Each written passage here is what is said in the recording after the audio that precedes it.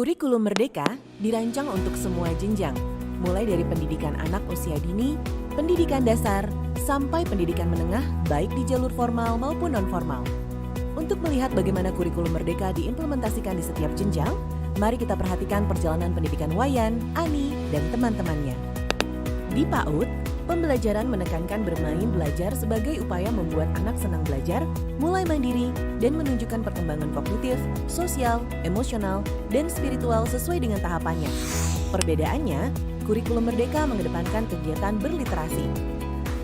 Bukan mengajarkan anak untuk membaca, tetapi guru menggunakan buku bacaan sebagai basis untuk merancang beragam kegiatan yang membuat anak menyukai dunia bacaan. Misalnya membacakan buku, bercerita atau bermain drama, dan permainan untuk mengeksplorasi tema yang ada di dalam sebuah buku. Implikasinya, satuan pendidikan perlu menyediakan buku bacaan yang menarik dan memantik keingintahuan anak. Guru perlu belajar menggunakan buku bacaan sebagai basis kegiatan bermain belajar. Untuk jenjang SD atau MI, kurikulum Merdeka dirancang agar transisi berjalan mulus dengan pembelajaran di PAUD. Capaian pembelajaran di awal kelas 1 tidak menuntut murid untuk bisa membaca dan menulis. Ini dilakukan agar guru PAUD tidak terbebani untuk mengajarkan calistung. Struktur kurikulum SD atau MI tidak banyak berubah, kecuali IPA dan IPS digabungkan menjadi mata pelajaran IPAS.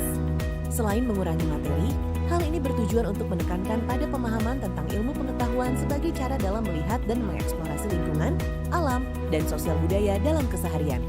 Perubahan lain adalah pembelajaran berbasis proyek sebagai kegiatan kokurikuler. Pembelajaran berbasis proyek merupakan kegiatan yang kontekstual, kolaboratif, dan berorientasi pada penyelesaian problem atau pembuatan karya. Pembelajaran ini dirancang untuk mengembangkan kompetensi dan karakter profil pelajar Pancasila. Kurikulum Merdeka juga mengubah orientasi pembelajaran olahraga dan kesenian. Kedua mata pelajaran ini berorientasi pada praktik tanpa banyak teori. Olahraga berisi kegiatan untuk kebugaran, dan kesenian berisi kegiatan berkarya untuk mengasah rasa seni. Karena itu, tidak ada buku teks olahraga ataupun seni untuk murid. Selain itu, kurikulum Merdeka SD atau MI mencakup bahasa Inggris sebagai mata pelajaran pilihan. Mapel ini dapat diterapkan oleh satuan pendidikan yang sudah memiliki SDM memadai. Implikasinya adalah guru perlu mempelajari secara lebih mendalam capaian pembelajaran kurikulum Merdeka, beserta elemen dan tahap perkembangan profil pelajar Pancasila. Guru juga perlu menyusun rancangan pembelajaran berbasis proyek yang akan diterapkan. Untuk jenjang SMP atau MTS, perubahan utamanya adalah informatika sebagai mata pelajaran wajib.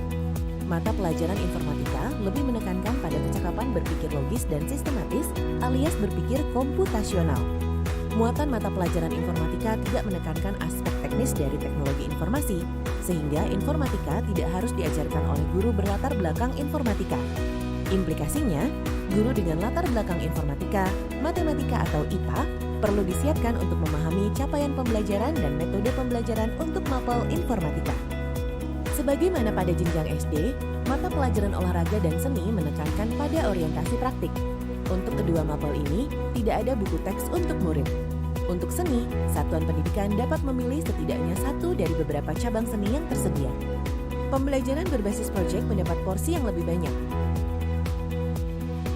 Untuk merancang pembelajaran berbasis proyek yang menjadi kegiatan kokurikuler tersendiri, guru perlu mempelajari capaian pembelajaran dan profil pelajar Pancasila.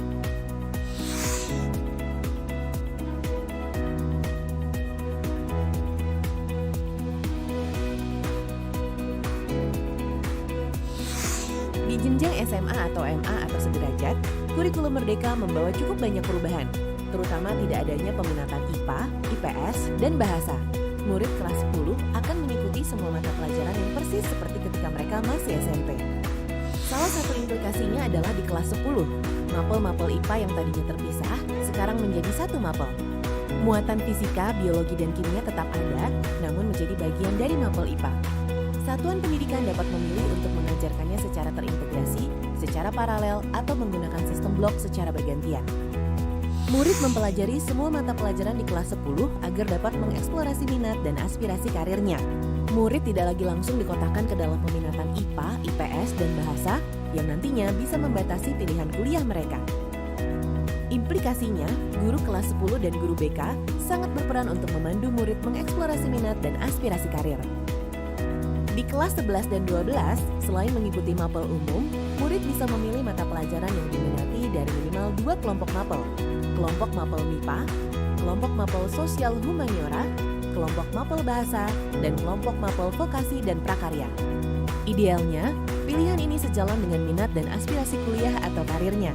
Misalnya, jika Wayan ingin kuliah kedokteran, ia bisa memilih mapel biologi dan kimia tanpa harus mengambil fisika dan matematika lanjutan. Wayan bisa juga mengambil bahasa Inggris lanjutan untuk menyiapkannya membaca buku-buku teks kedokteran berbahasa Inggris. Implikasinya, mungkin ada mata pelajaran kelas 11 dan 12 yang banyak diminati, namun ada juga yang kurang diminati. Jika ada mata pelajaran yang peserta didiknya terlalu sedikit, maka guru pengampu dapat menjadi koordinator proyek penguatan profil pelajar Pancasila dan mengajar mata pelajaran lain. Pengembangan kurikulum merdeka untuk jenjang SMK bertujuan untuk menyiapkan siswa-siswi SMK agar siap menghadapi dunia kerja setelah mereka lulus. Perkembangan yang begitu cepat di dunia kerja menuntut pembelajaran di SMK yang lebih fleksibel dan adaptif terhadap dinamika tersebut. Oleh karena itu, dalam kurikulum merdeka, industri dilibatkan secara aktif dalam pengembangan kurikulum mulai dari pemerintah pusat sampai dengan implementasi di SMK agar pembelajaran di SMK selaras dengan kebutuhan dunia kerja. Struktur kurikulum SMK menjadi lebih sederhana dengan dua kelompok mata pelajaran, yaitu umum dan kejuruan, dengan proporsi kelompok kejuruan yang meningkat menjadi 70%. Dalam proyek penguatan profil pelajar Pancasila, terdapat tema wajib yang khusus dilaksanakan di SMK, yaitu tema kebekerjaan. Tema ini bertujuan untuk membangun pemahaman antara pengetahuan yang didapatkan di ruang kelas dengan koordinasi real di dunia kerja, mengasah kesiapan kerja, serta meningkatkan kapabilitas siswa SMK sesuai dengan keahliannya. Praktik kerja lapangan memiliki alokasi minimal 6 bulan yang dilaksanakan di kelas 12 bagi SMK program 3 tahun, minimal 10 bulan di kelas 13 bagi SMK program 4 tahun. Pembelajaran berbasis proyek diterapkan dengan mengintegrasikan mata pelajaran terkait agar mengasah kompetensi berpikir kritis, problem solving, komunikasi, dan kolaborasi siswa SMK. Berbagai mata pelajaran pilihan juga diberikan agar siswa dapat mengasah kompetensi sesuai dengan rencana atau passion mereka. Kurikulum Merdeka mendorong tercapainya kompetensi krusial untuk siswa-siswa SMK dan menyiapkan siswa-siswa SMK pada kehidupan selanjutnya, bekerja atau berwirausaha atau melanjutkan studi. Dengan kurikulum ini, pembelajaran SMK semakin selaras dengan dunia kerja guna menciptakan lulusan yang mumpuni, berkarakter, kompeten, dan dibekali dengan kualifikasi kerja. Kelompok pemberdayaan dan keterampilan mencakup keterampilan okupasional, fungsional, vokasional, sikap dan kepribadian profesional, dan jiwa wirausaha mandiri. Kelompok ini dikembangkan sesuai kebutuhan dan karakteristik pendidikan kesetaraan serta berbasis profil pelajar Pancasila. Capaian mata pelajaran wajib kelompok umum disusun mengacu pada standar nasional pendidikan dan sama dengan capaian pembelajaran jenjang pendidikan formal serta wajib diberikan untuk semua peserta didik kesetaraan. Struktur kurikulum pendidikan kesetaraan terdiri dari mata pelajaran kelompok umum dan pemberdayaan dan keterampilan. Kelompok umum berisikan sejumlah mata pelajaran wajib atau umum dan kelompok pemberdayaan dan keterampilan. Khusus untuk mata pelajaran pemberdayaan dilaksanakan dalam bentuk proyek penguatan profil pelajar Pancasila. Capaian pembelajaran atau CP dapat digunakan untuk semua peserta didik tanpa membedakan jenis disabilitas yang dimilikinya. Untuk kurikulum Merdeka, cukup 1 CP untuk semua ketunaan dengan pembeda pendekatan untuk setiap jenis disabilitas yang terlihat dalam alur tujuan pembelajaran. Perlu diingat, CP-CP di pendidikan khusus dibuat untuk peserta didik berkebutuhan khusus yang memiliki hambatan intelektual dengan hambatan penyerta lainnya. Fase yang digunakan untuk peserta didik berkebutuhan khusus dengan hambatan intelektual menggunakan usia mental sebagai acuan. Penentuan fase didasarkan pada hasil asesmen diagnostik. Untuk peserta didik berkebutuhan khusus tanpa hambatan intelektual, dapat menggunakan CP yang sama dengan CP di sekolah reguler dengan modifikasi kurikulum. Struktur kurikulum berfokus pada life skill dan kemandirian, sehingga muatan keterampilan memegang porsi terbesar baik di SMPLB maupun SMALB. Hal tersebut ditunjang dengan CP yang disusun berdasarkan SK3PD atau Standar Kompetensi Kerja Khusus Penyandang Disabilitas, agar peserta didik dapat diakui skillnya di dunia kerja. Pada kurikulum Merdeka ini, kedudukan program berkebutuhan khusus diperkuat menjadi mata pelajaran wajib yang berdiri sendiri di jenjang SD sampai SMA. Implikasi dari kebijakan ini, satuan pendidikan perlu memperkuat relasi dengan dunia kerja serta penyiapan SDM yang mumpuni untuk program berkebutuhan khusus. Kami percaya kurikulum Merdeka akan membantu guru untuk merancang pembelajaran yang lebih menyenangkan dan bermakna bagi murid.